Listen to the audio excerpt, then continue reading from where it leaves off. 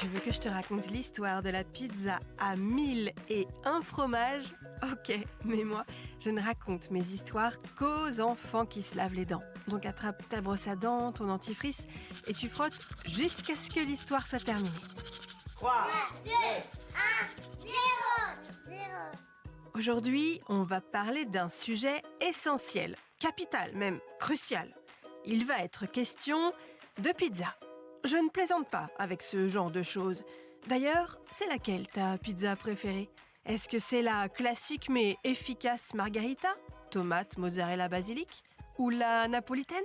Sauce tomate, mozzarella, anchois, capre et olive noire. Mais non, je sais, c'est l'orientale, avec des morceaux de merguez, de poivron et un œuf. C'est pas toujours facile de choisir. Moi, souvent, je ne regarde même pas le menu, je sais direct que je veux commander une pizza 4 fromages. C'est la meilleure. Et figure-toi qu'il existe même, pour les gourmands et gourmandes, une pizza avec encore plus de fromage. Mais quand je te dis encore plus, c'est vraiment beaucoup plus de fromage. Mais genre, il y a combien de fromage exactement dans cette pizza à fromage ? Tu vas voir, c'est un truc de fou. Mais d'abord, j'ai une devinette pour toi. À ton avis, est-ce que tous les dinosaures avaient des dents ?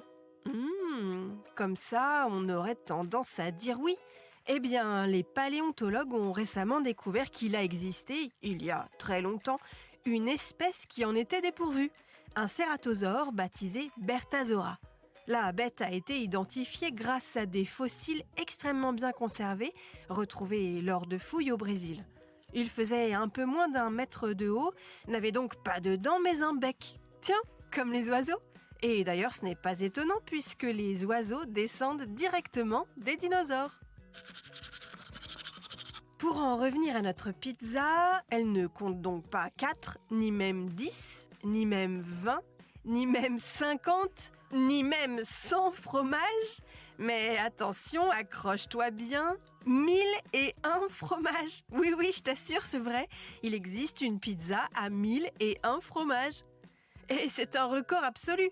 Le pizzaiolo a travaillé pendant des mois pour préparer cette pizza historique.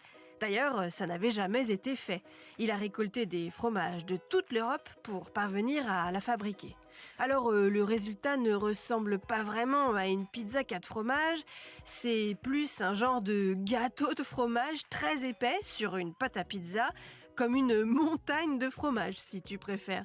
Pourquoi 1001 fromages ? Eh bien, tout simplement parce que c'est mieux que 1000, a répondu le pizzaiolo. Et puis aussi pour le symbole. Mais il ne la proposera pas au menu de son restaurant. Pas sûr que ça plaise aux clients.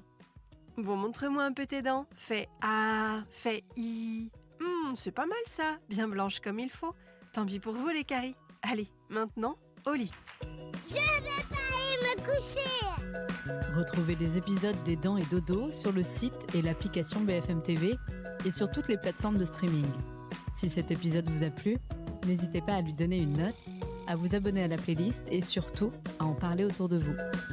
C'est un podcast BFM TV.